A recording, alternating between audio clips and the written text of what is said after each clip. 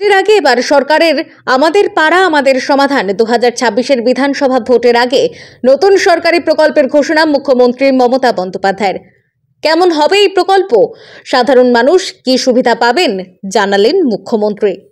এবারে আমরা একটা প্রোগ্রাম নিচ্ছি, যেটা আমার চিফ সেক্রেটারি, আমি এবং ডিজি পুলিশ আছেন। এই প্রোগ্রামটার নাম হবে আমাদের পাড়া আমাদের সমাধান। আমরা অনেক সময় দেখি ছোট ছোট পাড়ায় হয়তো একটা কলের দরকার, হয়তো একটা ছোট্ট পাড়া তার একটা ছোট্ট গ্রামীণ রাস্তা অল্প করে দিলে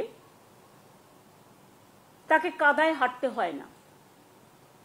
অনেক সময় আমরা বিদ্যুৎ পৌঁছেছি অনেক জায়গাতেই, কিন্তু বাই চান্স যদি কোনো জায়গা বাদ হয়ে যায়, যেখানে ইলেকট্রিসিটি নেই, হয়তো একটা ইলেকট্রিক পোল বসাতে হবে বা বর্ষায় ভেঙে গেছে, এই রকম ধরনের ছোট ছোট কাজগুলো।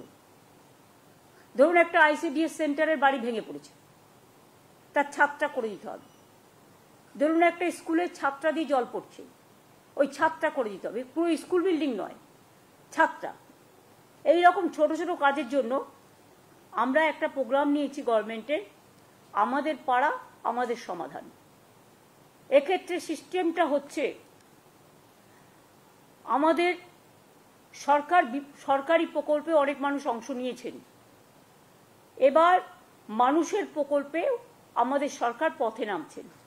মুখ্যমন্ত্রীর অভিযোগ, কেন্দ্র 1.75 লক্ষ কোটি টাকা বকেয়া আটকে রেখেছে। তা সত্ত্বেও রাজ্য সরকার এখনো পর্যন্ত 93টিরও বেশি জনমুখী প্রকল্প চালিয়ে যাচ্ছে। এই বার্তা দিয়েই এদিন এই নতুন কর্মসূচির ঘোষণা করলেন মুখ্যমন্ত্রী এদিন বলেন, কেন্দ্র বারবার আত্মনির্ভরতার কথা বলে, কিন্তু বাস্তবে রাজ্যকেই সবকিছু করতে হচ্ছে। আমরা কোনো কিছুতে পিছিয়ে নেই। এবার আমরা পথে নামব মানুষের ছোট ছোট সমস্যার সমাধানে। এই কর্মসূচির আওতায় রাজ্যের প্রায় 80,000 বুথ এলাকায় মাঠে নামবেন প্রশাসনিক আধিকারিকরা। 3টি বুথ মিলিয়ে একটি ইউনিট গঠন করা হবে। প্রতি ইউনিটে একদিন করে অবস্থান করবেন সংশ্লিষ্ট দপ্তরের আধিকারিকরা। একাধিক দপ্তরের প্রতিনিধিরা থাকবেন সেই শিবিরে। স্থায়ীভাবে বসার জায়গা তৈরি করা হবে, যেখানে স্থানীয় মানুষজন তাদের সমস্যার কথা জানাতে পারবেন। Bureau report, timeless depiction news.